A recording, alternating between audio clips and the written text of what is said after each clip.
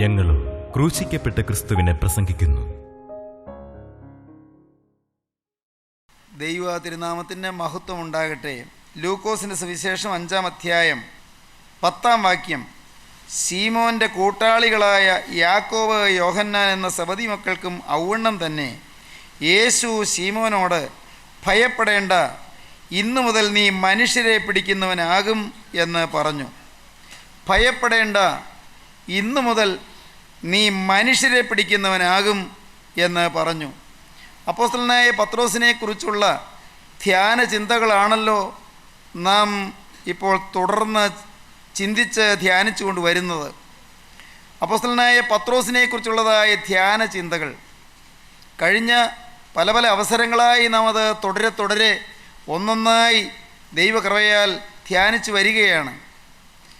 അന്ന് ആ ഗലീല കടലിൽ വളരെ പെരുത്ത് മീൻകൂട്ടം ക്രിസ്തുവിൻ്റെ അത്ഭുത കൃപയാൽ പത്രോസിൻ്റെ വലയിൽ പെട്ടു. മീൻ കിട്ടാതെ അന്നത്തെ തൊഴിൽ പ്രയോജനരഹിതമായി എന്ന് കരുതി ദുഃഖിച്ചും വിഷാദ വിവശനായും മ്ലാനനായും ഇരുന്ന ശീമോൻ പത്രോസിൻ്റെ പടകിൽ യേശു വന്ന് നിന്നു, പ്രസംഗിച്ചു, തിരുവചനം സംസാരിച്ചു. കർത്താവായ യേശുവിൻ്റെ തിരുവചനം ശീമോൻ അനുസരിച്ചപ്പോൾ അപ്പോൾ പെരുത്ത് മീൻകൂട്ടം അകപ്പെട്ടു. നാം അത് ചിന്തിച്ചതാണ്. പത്രോസ് കർത്താവിൻ്റെ അടുക്കൽ ചെന്നു. കർത്താവിൻ്റെ കാൽക്കൽ പത്രോസ് വിനയാന്വിതനായി നിന്നു. ഞാൻ പാവിയായ ഒരു മനുഷ്യനല്ലോ, നിൻ്റെ തിരുമുൻപാകെ നിൽക്കാൻ എനിക്ക് യോഗ്യതയില്ല. നാഥ, ഞാൻ ഏറ്റവും പാവിയായ ഒരു മനുഷ്യൻ, എന്നോട് കരുണ തോന്നണമേ. നിൻ്റെ തിരുമുമ്പിൽ നിൽപ്പാൻ യോഗ്യതയില്ല, നീ എന്നെ വിട്ട് പോകണമേ. പത്രോസ് യാചിച്ചു. പരിഭ്രാന്ത വിവശനായിട്ടാണ് പത്രോസ് പറഞ്ഞത്. സംഭ്രമത്തോടുകൂടിയാണ് പറഞ്ഞത്. ഇത്ര പേരുത്ത് മീൻകൂട്ടം അകപ്പെട്ടു. ക്രിസ്തുവിൻ്റെ വചനം അനുസരിച്ചപ്പോൾ ക്രിസ്തുവിൻ്റെ ആ സ്നേഹം, അത്ഭുതകരമായ സ്നേഹം, അത് ശീമോൻ പത്രോസിന് ലഭിക്കുകയുണ്ടായി. അപ്പോൾ ലഭിച്ചത് പാപബോധമാണ്. പാപബോധം നിറഞ്ഞ് അപ്പോസ്തലൻ പറഞ്ഞു, കർത്താവേ, ഞാൻ പാവിയായ ഒരു മനുഷ്യനാകിയാൽ നീ എന്നെ വിട്ടു പോകണമേ. യേശു പറഞ്ഞു, ഭയപ്പെടണ്ട. ഇന്ന് നീ മീനെ പിടിച്ചല്ലോ, എന്നാൽ വരുംകാലങ്ങളിൽ നീ മനുഷ്യരെ പിടിക്കുന്നവനാകും. സ്തോത്രം. ദൈവമക്കളെ, ഇന്ന് നീ ഈ അത്ഭുതകരമായ മീൻപിടുത്തം കണ്ടല്ലോ, ഇന്ന് ഇത്രയും നിനക്ക് അനുഭവം കിട്ടിയല്ലോ. എന്നാൽ ശീമോനെ, നിന്നെ ഞാൻ ഇവിടം കൊണ്ട് നിർത്താനല്ല ആഗ്രഹിക്കുന്നത്. ഇവിടം കൊണ്ട് നിൻ്റെ ശുശ്രൂഷ തീരാനല്ല ഞാൻ ആഗ്രഹിക്കുന്നത്. നിൻ്റെ ശുശ്രൂഷ അതിനിയും ബഹുലമായും വിസ്തൃതമായും വിശാലമായും നടക്കാൻ പോവുകയാണ്. നീ മനുഷ്യരെ പിടിക്കുന്നവനാകും. ഭയപ്പെടേണ്ട, ഇന്നു മുതൽ നീ മനുഷ്യരെ പിടിക്കുന്നവനാകും. ദൈവത്തിന് സ്തോത്രം. പാപബോധം ലഭിച്ച ദൈവപുരുഷനാണ് ആത്മാക്കളെ നേടുന്നത്, തികഞ്ഞവനല്ല. ഞാൻ പാപിയാണെന്നുള്ള ബോധം ഒരാൾക്കുണ്ടാകുമ്പോൾ തകർന്ന ഹൃദയത്തോടെ, പരിഭ്രമത്തോടെ, സംഭ്രമത്തോടെ, എളിമ അംഗീകരിച്ചുകൊണ്ടും ഏറ്റുപറഞ്ഞുകൊണ്ടും ക്രിസ്തുവിൻ്റെ പാദത്തിൽ ചെല്ലുമ്പോൾ അവനെയാണ് ക്രിസ്തുവിൻ്റെ കരങ്ങളിൽ എടുക്കുന്നത്. യേശുക്രിസ്തു ഹാ കഷ്ടം എന്ന് പറഞ്ഞത് പരീശന്മാരെ നോക്കിയാണ്. കപടഭക്തിക്കാരായ ശാസ്ത്രികളും പരീശന്മാരുമായുള്ളവരെ, നിങ്ങൾക്ക് ഹാ കഷ്ടം, നിങ്ങൾ കിണ്ടികിണ്ടങ്ങളുടെ പുറം വെടിപ്പാക്കുന്നു, അകമേയോ സകല തിന്മയും അഴുക്കും നിറഞ്ഞിരിക്കുന്നു. നിങ്ങൾ വെള്ള തേച്ച് ശവക്കല്ലറ പോലെയാകുന്നു. പുറമേ ഭംഗിയാണ്, പുറമേ നമസ്കാരമുണ്ട്, പുറമേ പ്രാർത്ഥനയുണ്ട്, പുറമേ ആരാധനയുണ്ട്, പുറമേ പ്രൈസ് ദി ലോർഡുണ്ട്, പുറമേ ഹല്ലേലൂയയുണ്ട്, പുറമേ തിരുവചന ശുശ്രൂഷയുണ്ട്, പുറമേ മാനസാന്തരമുണ്ട്, പുറമേ പ്രകടമായ പാപങ്ങളിൽ നിന്ന് മാറിയാണ് നിൽക്കുന്നത് താനും. പക്ഷേ എന്നാൽ അകം അഴുക്കാണ്, അകം അശുദ്ധമാണ്, അകത്ത് ദുർവികാരങ്ങളുണ്ട്, അകത്ത് കോപാവേശമുണ്ട്, അകത്ത് ലോകസ്നേഹമുണ്ട്, അകത്ത് അസൂയയുണ്ട്, അകത്ത് പകയുണ്ട്, അകത്ത് നീരസവും കയ്പുമുണ്ട്, അകത്ത് പിണക്കമുണ്ട്, അകത്ത് അസഹിഷ്ണുതയുണ്ട്, അകത്ത് ചിലരെക്കുറിച്ച് മുൻവിധിയുണ്ട്, അകത്ത് ചിലരെക്കുറിച്ച് ദൂഷണമുണ്ട്. പ്രിയപ്പെട്ടവരെ, അകത്ത് പുറത്തു പറയാൻ അറയ്ക്കുന്ന മാലിന്യം നിറഞ്ഞ ചിന്തകളുണ്ട്, വികാരങ്ങളുണ്ട്, മോഹങ്ങളുണ്ട്. അങ്ങനെയുള്ളവരെയല്ല യേശുക്രിസ്തു ഉപയോഗിക്കുന്നത്. അവരുടെ ചുണ്ടിൽ ദൈവമുണ്ട്, അവരുടെ ചുണ്ടിൽ പ്രാർത്ഥനയുണ്ട്. യെശയ്യാ പ്രവാചകൻ പറയും, ഈ ജനം അടുത്തു വന്ന് അധരം കൊണ്ട് എന്നെ സേവിക്കുന്നു, അവരുടെ ഹൃദയമോ ദുരാഗ്രഹത്തെ പിന്തുടരുന്നു. അധരസേവ, ചുണ്ടുകൊണ്ട് ആരാധനയുണ്ട്, ചുണ്ടുകൊണ്ട് പ്രാർത്ഥനയുണ്ട്, ചുണ്ടുകൊണ്ട് പ്രസംഗമുണ്ട്, ഹൃദയം ദുരാഗ്രഹത്തെ പിന്തുടരുന്നു. അവരെ നോക്കി യേശു നിശ്ചിതമായും കർക്കശമായും പറഞ്ഞു, നിങ്ങൾക്കയ്യോ കഷ്ടം.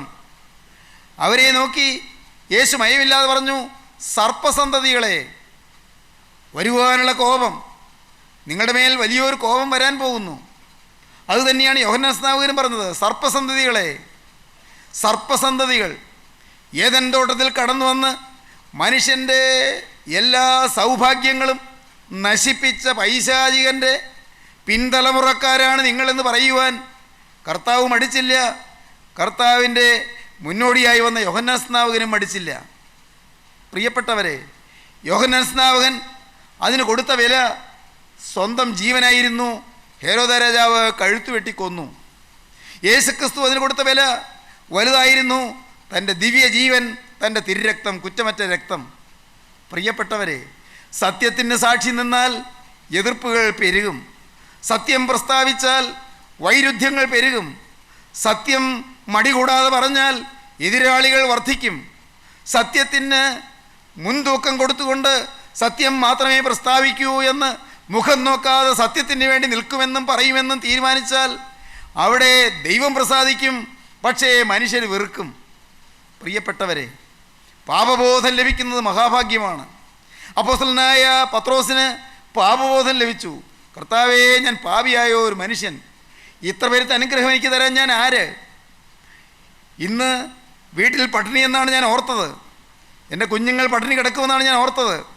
പാവപ്പെട്ടവൾ വെള്ളം അടുപ്പത്ത് വെച്ച് തിളപ്പിച്ചുകൊണ്ട് കാത്തിരിക്കുകയാണ്, അരി കൊണ്ടുവരുമെന്ന് വിചാരിച്ച്. ഞാൻ ഇന്നത്തെ രീതിയിൽ പറയുകയാണ്. അന്ന് അരിയാണോ ആഹാരമെന്ന് ചിന്തിച്ചല്ല ഞാൻ പറയുന്നത്, നിങ്ങൾക്ക് മനസ്സിലാക്കാൻ വേണ്ടി പറയുകയാണ്. പാവപ്പെട്ട ആ സാധു സ്ത്രീ വെള്ളം അടുപ്പത്ത് വെച്ച് തിളച്ച് കിടക്കുകയാണ് വെള്ളം. ഭർത്താവ് മീൻ പിടിച്ച് മീനെ വിറ്റ് വേഗം കൊണ്ടുവരും. മാത്രമല്ല ആ മീനെ വിറ്റ് അരി വേഗം കൊണ്ടുവരും. അരി അടപ്പത്തിടാൻ താമസിയാതെ വയറൊട്ടി വിശന്ന് വരിഞ്ഞ് കിടക്കുന്ന കുട്ടികൾക്ക് ആഹാരം കൊടുക്കാം. എന്നാൽ നോക്കൂ പ്രിയപ്പെട്ടവരെ, അങ്ങനെ ഇരുന്നിടത്തേക്ക് വെറും കൈയായിട്ട് ചെല്ലേണ്ടി വരുമല്ലോ എന്നോർത്ത് നിരാശയോടെ പത്രോസ് ഇരിക്കുകയായിരുന്നു. അവിടെയാണ് വലിയ മീൻപിടുത്തം കിട്ടിയത്. ഉടയവൻ കടന്നു വന്നാൽ പെരുത്ത് സമൃദ്ധിയാണ്. രാജാധിരാജൻ എഴുന്നള്ളി വന്നാൽ അവിടെ അത്ഭുതകരമായ അഭിവൃദ്ധിയാണ്. പ്രിയപ്പെട്ടവരെ, അവൻ അത്ഭുതങ്ങളുടെ ദൈവമാണ്. നിങ്ങൾക്ക് വേണമോ ഈ അത്ഭുതങ്ങളുടെ കർത്താവിനെ? അവൻ നിങ്ങളുടെ അരികത്തേക്ക് വന്നിട്ടുണ്ട്. ആത്മാവ് നിങ്ങളുടെ അരികത്തൂടെ നടക്കുകയാണ്. ആത്മാവ് നിങ്ങളെ തേടി വന്ന് നിങ്ങളോട് മിണ്ടുകയാണ്. പരിശുദ്ധാത്മാവ് ഇന്ന് ഈ വാക്കുകൾ നിങ്ങൾ കേൾക്കുമ്പോൾ നിങ്ങളുടെ അരികത്ത് വന്ന് നിന്ന്, മോനെ, ഞാൻ നിന്നെ ഒന്ന് അനുഗ്രഹിക്കട്ടെ എന്നാണ് ചോദിക്കുന്നത്. മോളെ, നിനക്ക് ഞാൻ ആശ്വാസം തരട്ടെ എന്നാണ് ചോദിക്കുന്നത്. എന്തൊരാശ്വാസം! ആശ്വാസം തരുന്ന ക്രിസ്തു. ദൈവത്തിൻ്റെ വലിയ നാമം മഹത്വപ്പെടട്ടെ. ശീമോൻ പത്രോസിന് പെരുത്ത് മീൻകൂട്ടം നൽകി. കടലുകളുടെ അധിപതി, മത്സ്യക്കൂട്ടങ്ങളെ മെനഞ്ഞവൻ, ദൈവത്തിന് സ്തോത്രം, ജലരാശിയെ നിർമ്മിച്ചവൻ, അണ്ടകടാഹത്തിൻ്റെ സൃഷ്ടാവ്, അഖിലണ്ടത്തിൻ്റെ ഉടയവൻ, അവിടുത്തെ ശബ്ദം കേട്ട് മീൻകൂട്ടമെല്ലാം വന്ന് പടകിന് ചുറ്റും അണിനിരന്നു. ദൈവത്തിന് സ്തോത്രം. പടകിൽ നിന്നുകൊണ്ട് രാജാധിരാജൻ സംസാരിച്ചു. യഹൂദന്മാർക്ക് യേശുവിന് വിലയില്ല, പരീശ പ്രമാണികൾക്ക് യേശുവിന് മാനമില്ല, പള്ളിപ്രമാണികർക്ക് യേശുവിനെക്കുറിച്ച് കരുതലില്ല. പ്രിയപ്പെട്ടവരെ, റോമൻ സർക്കാരിന് യേശു ഒരു കണ്ണിലെ കരടാണ്. എന്നാൽ ജീവനുള്ള ദൈവത്തിൻ്റെ സൃഷ്ടിയായ മീനുകൾ അവ വന്ന് ശബ്ദം കേട്ട് വന്ന് ഇങ്ങനെ നിൽക്കുകയാണ്. ആരുടെ? ഉടയവൻ്റെ സ്വരം, സൃഷ്ടാവിൻ്റെ സ്വരം. വലയെറിഞ്ഞോളാൻ പറഞ്ഞു. സ്തോത്രം. വലയെറിഞ്ഞു. ആ മീൻകൂട്ടം മുഴുവൻ വലയ്ക്കകത്ത്. പ്രിയപ്പെട്ടവരെ, സ്വർഗത്തിലെ ദൈവം തന്നാൽ ആര് തടുക്കും? സ്വർഗത്തിലെ ദൈവം ഉയർത്തിയാൽ ആര് താഴ്ത്തും? ദൈവം ഉയർത്താതെ ആരും ആരും ഉയരുകയില്ല. ദൈവം താഴ്ത്തിയില്ലെങ്കിൽ ആര് താഴ്ത്തിയാലോട്ട് താഴുകയുമില്ല. ഹല്ലേലൂയ, ദൈവത്തിന് സ്തോത്രം. ഒടയമ്പുരാൻ ഉയർത്തിയാൽ ആര് താഴ്ത്തിയാലോട്ട് താഴുകയുമില്ല. ദൈവം ഉയർത്തിയില്ലെങ്കിൽ ആരെല്ലാം ഉയർത്തിയാലോട്ട് ഉയരുകയുമില്ല. സ്തോത്രം. ദൈവമക്കളെ, ഇന്ന് നിങ്ങൾ ഈ വാക്കുകൾ കേൾക്കുമ്പോൾ നിങ്ങൾ പറയണം, കർത്താവേ, എൻ്റെ ദൈവമേ, എൻ്റെ ഹൃദയത്തിന് തണുപ്പ് തരാൻ, എൻ്റെ കുടുംബത്തിന് ആശ്വാസം തരാൻ, എൻ്റെ കുഞ്ഞുങ്ങളുടെ ജീവിതം ശോഭനമാക്കാൻ കർത്താവേ നീ ഒന്ന് പ്രവർത്തിക്കണമേ. എൻ്റെ തലമുറകൾക്ക് അനുഗ്രഹം കിട്ടാൻ നീ ഒന്ന് പ്രവർത്തിക്കണമേ. ദൈവത്തിന് സ്തോത്രം. നോക്കൂ പ്രിയപ്പെട്ടവരെ, ശിവപത്രോസിന് മനസ്സിലായി, ഈ മഹാപുരുഷൻ്റെ മുമ്പിൽ നിൽക്കാൻ എനിക്കെന്ത് യോഗ്യത, ഈ പരിശുദ്ധ പുരുഷൻ്റെ മുൻപിൽ നിൽക്കാൻ എനിക്കെന്ത് യോഗ്യത, ഈ അത്ഭുതങ്ങളുടെ യുഗപുരുഷൻ്റെ മുൻപിൽ നിൽക്കാൻ എനിക്കെന്ത് യോഗ്യത.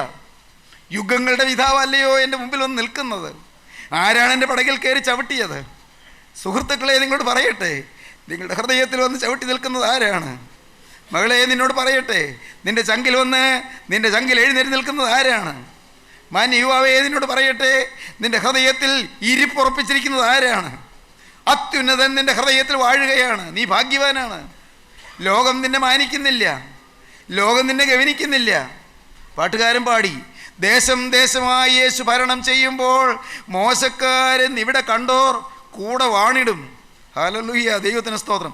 ദേശം ദേശമായി യേശു ഭരണം ചെയ്യുമ്പോൾ, ദേശം ദേശമായി യേശു ഭരണം ചെയ്യുമ്പോൾ മോശക്കാരൻ ഇവിടെ കണ്ടോർ കൂടെ വാണിടും. മോശക്കാരൻ ഇവിടെ കണ്ടോർ കൂടെ വാണിടും. നിനക്കു വേണ്ടി ഞാൻ ധരയിലെന്തു വേണമോ, നിനക്കു വേണ്ടി ഞാൻ ധരയിലെന്തു വേണമോ, എനിക്കു വേറില്ല ആശയം എൻ്റെ യേശു മാത്രമേ, എനിക്കു വേറില്ല ആശയം എൻ്റെ യേശു മാത്രമേ. ദൈവത്തിന് സ്തോത്രം. ശിവൻ പത്രോസ് പറഞ്ഞു, കർത്താവേ, എൻ്റെ പടകിൽ നീ നിൽക്കുകയോ? നീ ആരാണെന്ന് എനിക്ക് മനസ്സിലായി. സാക്ഷാൽ ഉടയവൻ, സാക്ഷാൽ സൃഷ്ടാവ്, സാക്ഷാൽ ദൈവം, അത്ഭുതങ്ങളുടെ പിതാവ്, നിത്യനായ രാജാവ്, നിത്യോന്നതനായ ദൈവം, നിത്യപരിശുദ്ധനായ സർവശക്തൻ, അവിടുന്ന് ഈ ചരാചരങ്ങളെ മുഴുവൻ സൃഷ്ടിച്ചത് അതിൻ്റെ സ്ഥാനത്താക്കിയവൻ മീനുളുമ്പ് നാറുന്ന പടകിൽ കയറിയിരിക്കുന്നോ, കയറി നിൽക്കുന്നോ? കർത്താവേ, ഞാൻ ഒരു പാവി, എനിക്ക് നിൻ്റെ മുമ്പാകെ നിൽപ്പാൻ യോഗ്യതയില്ല. കർത്താവേ, നീ എന്നെ വിട്ടു പോകണമേ. പോകണമെന്ന് പറഞ്ഞത് കർത്താവിൻ്റെ അടുത്ത് നിൽക്കാൻ യോഗ്യതയില്ലെന്നുള്ളത് കൊണ്ടാണ്. സ്തോത്രം. കർത്താവ് പറഞ്ഞു, ഭയപ്പെടണ്ട. ഓ എൻ്റെ ദൈവമേ, പാവബോധം വരുന്നവരെ ആശ്വസിപ്പിക്കുന്ന നിത്യനായ ക്രിസ്തു, ഞാനൊരു കുറ്റവാളിയാണല്ലോ, എനിക്ക് ന്യായം പറയാനൊന്നുമില്ലല്ലോ, യേശുവിൻ്റെ അരികത്ത് ചെല്ലാൻ യോഗ്യതയില്ലല്ലോ, യേശു ക്രിസ്തു എന്നൊരു നാമം ഉച്ചരിപ്പാൻ എനിക്ക് അർഹതയില്ലല്ലോ, എൻ്റെ ദൈവമേ എന്ന് വിളിക്കാൻ എനിക്ക് യോഗ്യതയില്ലല്ലോ. എൻ്റെ ദൈവമേ, ഇങ്ങനെ വിനയം കൊണ്ട് നിറഞ്ഞവരെ അനുഗ്രഹിക്കുന്നതാണ് ക്രിസ്തു. ഭയപ്പെടേണ്ട. എന്തൊരാശ്വാസകരമായ വാക്കാണത്. ഭയപ്പെടേണ്ട. ഇന്നു മുതൽ, ഈ നിമിഷം മുതൽ നീ മനുഷ്യരെ പിടിക്കുന്നവനാകും. സ്തോത്രം. ഭയപ്പെടേണ്ട. ഇന്നു മുതൽ നീ മനുഷ്യരെ പിടിക്കുന്നവനാകും. എളിമ സമ്മതിച്ചു. അഡ്മിറ്റൻസ് ഓഫ് വൺസ് നത്തിങ്നെസ്, എൻ്റെ ഒന്നുമില്ലായ്മ അങ്ങോട്ട് സമ്മതിച്ചു. Admittance of my nothingness. കർത്താവേ, ഞാൻ പാവി, ഞാൻ നിസ്സാരൻ, ഞാൻ ഒന്നുമില്ലാത്തവൻ, അഭിമാനം പറയാനൊന്നുമില്ല, പൂർവിക പാരമ്പര്യം പറയാനൊന്നുമില്ല, കർത്താവേ മേന്മ അവകാശപ്പെടാനൊന്നുമില്ല. എൻ്റെ കർത്താവേ, ആകെയുള്ളത്, എനിക്ക് ആകെ ഒരു യോഗ്യതയുണ്ട്. യേശു ക്രിസ്തു എന്നെ വ്യക്തിപരമായി അറിയുന്നു, എന്നെ സ്നേഹിക്കുന്നു. സ്തോത്രം. ദൈവമക്കളെ, നിങ്ങൾ മനസ്സിലാക്കിയോ? എന്താണ് നിങ്ങളുടെ യോഗ്യത? യേശു ക്രിസ്തു എന്നെ വ്യക്തിപരമായി അറിയുന്നു. നിങ്ങളറിയൂ, യേശു ക്രിസ്തു നിങ്ങളെ ഓരോരുത്തരെയും വ്യക്തിപരമായി അറിയുന്നു, നിങ്ങളെ ഓരോരുത്തരെയും വ്യക്തിപരമായി സ്നേഹിക്കുന്നു. അപ്പൻ സ്നേഹിക്കുന്നതിനേക്കാൾ കൂടുതൽ, അമ്മ സ്നേഹിക്കുന്നതിനേക്കാൾ കൂടുതൽ, ഭർത്താവ് സ്നേഹിക്കുന്നതിനേക്കാൾ കൂടുതൽ, ഭാര്യ സ്നേഹിക്കുന്നതിനേക്കാൾ കൂടുതൽ, മക്കൾ സ്നേഹിക്കുന്നതിനേക്കാൾ കൂടുതൽ. പ്രിയപ്പെട്ടവരെ, നിങ്ങളെ സ്നേഹിക്കുന്ന യേശു ക്രിസ്തു, നിങ്ങൾ മനമെടുക്കുമ്പോൾ നിങ്ങളെ ആശ്വസിപ്പിക്കുന്ന യേശു ക്രിസ്തു, നിങ്ങൾ ഏങ്ങലടിക്കുമ്പോൾ നിങ്ങളുടെ അരികത്ത് വന്ന് പുറം തലോടി തരുന്ന യേശു ക്രിസ്തു, നിങ്ങൾ കണ്ണുനീർ തൂകുമ്പോൾ നിങ്ങളുടെ കണ്ണുനീര് തുടച്ചു തരുന്ന ക്രിസ്തു, ആ ക്രിസ്തുവാണ് നിങ്ങളോട് പറയുന്നത് ഭയപ്പെടേണ്ട എന്ന്. എന്തോ ഒരു അനുഗ്രഹീതമായ വാഗ്ദത്തം, സ്തോത്രം, വാഗ്ദാനമാണ്, പ്രോമിസ്. ഇന്നു മുതൽ നീ മനുഷ്യരെ പിടിക്കുന്നവനാകും. പ്രിയപ്പെട്ടവരെ, ഈ ശിമോൻ പത്രോസ്, അത് നാം മുമ്പൊരിക്കൽ ചിന്തിച്ചതാണ്. ശിമോൻ പത്രോസ് യേശുവിൻ്റെ അടുക്കൽ ആദ്യം വന്നപ്പോൾ യേശു പറഞ്ഞു, നീ ശീമോൻ ആകുന്നു, നീ പത്രോസ് ആകും. ശീമോൻ ആകുന്നു, ഇപ്പോൾ ശീമോൻ, പക്ഷേ നീ പത്രോസ് ആകും. നീ ചഞ്ചല ഹൃദയനാണ്, പക്ഷേ നീ പാറ പോലെ ഉറപ്പുള്ളവനായിത്തീരും. സ്നേഹിതരെ, നിങ്ങൾക്ക് ആർക്കെങ്കിലും ഈ വാഗ്ദത്തം വേണമോ? നീ മനുഷ്യരെ പിടിക്കുന്നവനാകും. നിങ്ങൾ പറയും, അത് എനിക്ക് എന്നാ യോഗ്യത, ഞാൻ മനുഷ്യരെ പിടിക്കാൻ, ആത്മാക്കളെ നേടാൻ, ദൈവരാജ്യത്തിലേക്ക് പ്രജകളെ ചേർക്കാൻ എനിക്ക് എന്നാ അറിയാം? വിദ്യാഭ്യാസമില്ല, ഇംഗ്ലീഷ് ഭാഷ അറിയാൻ പാടില്ല, ഇംഗ്ലീഷ് 2 വാക്ക് പറയാൻ അറിയാൻ പാടില്ല, വേദപുസ്തകം വായിക്കാൻ അറിയാൻ പാടില്ല, അക്ഷരാഭ്യാസമില്ല, പിന്നെ വീട്ടിൽ ഇതുവരെ പ്രാർത്ഥനയൊന്നും ഉണ്ടായിട്ടില്ല, കൂട്ടായ്മകളിൽ പോയിട്ടില്ല, ദൈവമക്കളെയൊക്കെ പുച്ഛിച്ചിട്ടേ ഉള്ളൂ, ദൈവവേലയെ കളിയാക്കിയിട്ടേ ഉള്ളൂ, ബോധം കെട്ടവനെ പോലെ ജീവിച്ചവനാണ്. ദൈവത്തിന് സ്തോത്രം. ദൈവമക്കളെ, നിങ്ങളങ്ങനെ പറയരുത്. നിങ്ങളിൽ കർത്താവ് കാണുന്നത് ഫ്യൂച്ചർ പോസിബിലിറ്റീസാണ്. സ്തോത്രം. ഭാവികാല സാധ്യതകളാണ് യേശു കാണുന്നത്. ഭാവികാല സാധ്യതകൾ ഏറ്റെടുക്കാൻ നിങ്ങൾക്ക് ആഗ്രഹമുണ്ടോ? Future possibilities and higher potentialities. ദൈവത്തിന് സ്തോത്രം.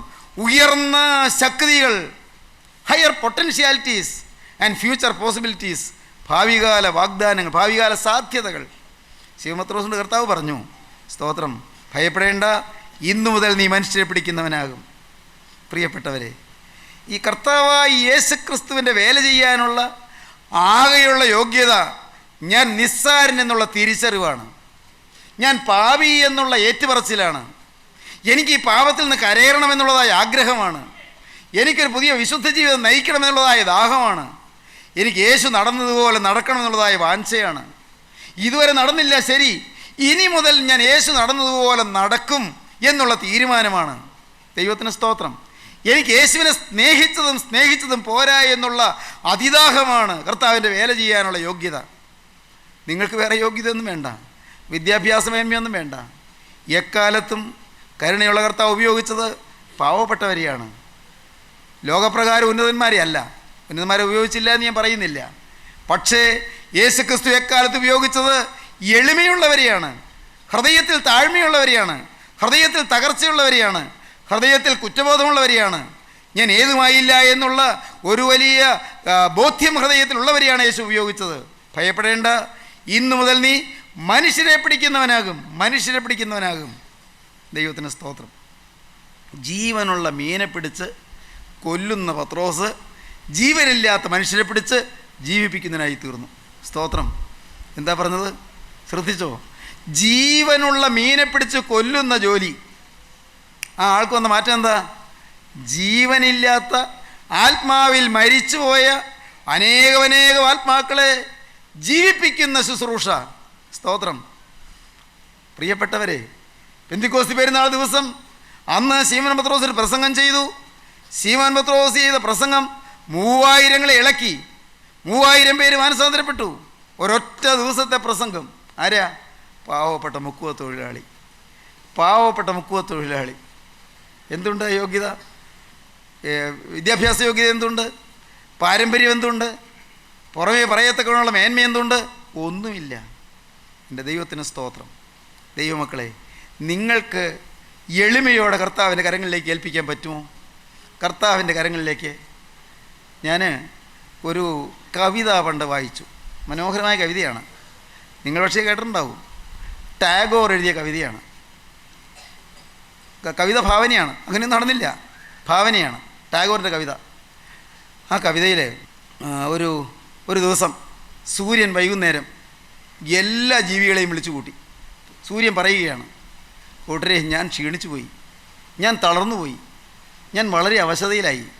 കാരണം രാവിലെ തുടങ്ങിയതല്ലേ എൻ്റെ ശുശ്രൂഷ, എൻ്റെ ജോലി രാവിലെ തുടങ്ങിയതല്ലേ. ഞാൻ ഒരാൾ എത്ര നേരം കഷ്ടപ്പെടും? ഇനി എനിക്കൊന്ന് വിശ്രമിച്ചേ പറ്റൂ. എനിക്കൊന്ന് വിശ്രമിക്കണം. നിങ്ങൾ ആരെങ്കിലും ഒന്ന് എഴുന്നേറ്റ് വന്ന് ഇനിയുള്ള സമയം ഈ പ്രകൃതിയെ, ഈ ഭൂമിയെ നിങ്ങൾ പ്രകാശിപ്പിക്കണം. ഇത്ര നേരവും ഞാൻ അധ്വാനിച്ചു, അങ്ങനെ ഞാൻ ഇരുട്ട് മാറ്റി, ഈ പ്രകൃതിയിൽ നിന്ന് ഇരുട്ട് ഞാൻ മാറ്റി. ഇക്കണ്ട നേരം ഈ കഴിഞ്ഞ 12 മണിക്കൂറും വിശ്രമമില്ലാതെ ഞാൻ അധ്വാനിച്ച് ഇരുട്ട് മാറ്റി. ഇനി അടുത്തൊരു 12 മണിക്കൂർ നിങ്ങൾ ആരെങ്കിലും ഒന്ന് ഇരുട്ട് മാറ്റാൻ നിൽക്കുമോ? ആർക്ക് സാധിക്കും? സാധിക്കുമോ? സാധിക്കില്ലല്ലോ.